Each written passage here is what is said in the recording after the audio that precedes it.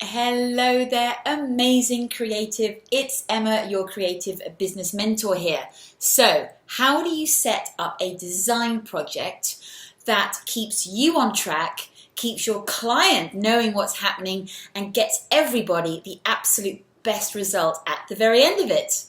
Let's dive in.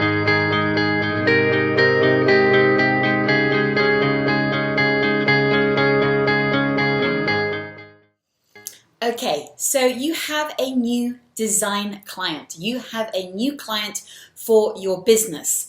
And when I say design, it could really be a photography project, it could be an art commission, it could be a graphic design branding project, it could be anything. So just think about this through the lens of your own creative output. But for the purposes of this video, I'm talking about design. I'm talking specifically through the lens of my own business, which is strategic branding and backdrop design.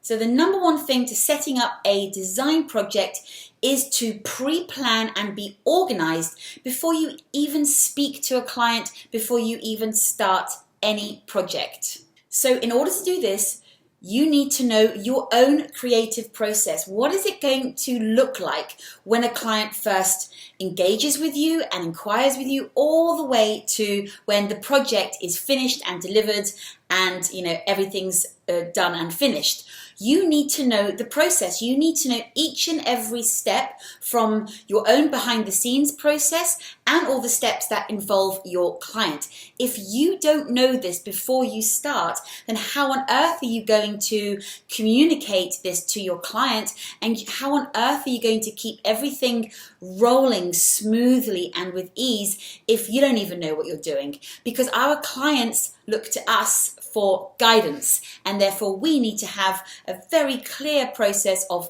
what it looks like to work with us and what it looks like to get a project started and a project finished. So some of the basics for working out your creative process and how a project is going to progress is to understand how you like to work. What is your best way of working? What are the steps that you like to take at each stage in your creative process? Know that first. Then you need to understand your timelines. How long is it going to take to get this done? In the whole project from start to finish, and each section and each chunk of the creative process. You also need to know exactly what deliverables you're going to be offering your client and how much that is going to cost your client. Because of course, if you're not clear on your deliverables at the very start and the price that your client's paying for that, then by the time the project gets towards the end, it might be a complete catastrophe with extra things being added on. You're not getting paid for it. You feel awkward asking for money. You know the scenario. That's something that we really want to avoid. And then secondly, you need to internally set up a project management software or a project management platform where you can actually yourself see how far along the design process you and your client have got to. So I use Asana. I set up an Asana board with each column representing each stage in the creative process. And as I go along with my client, I move them the ticket along that process. So at every stage, I know where I'm at with them, and I take notes within that within their tickets. So I never have to go scrolling through emails and emails to try and find out who said what and when. Now, of course, once you know your process and you have something organized at the back end to help you set your project up and keep the project flowing smoothly, then you need to communicate this to your client.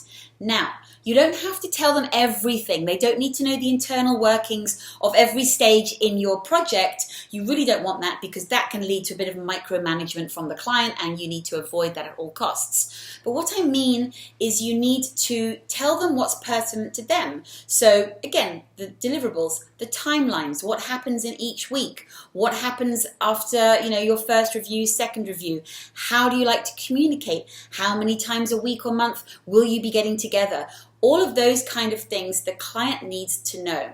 So I put together for my own business a proposal document and a welcome guidelines document.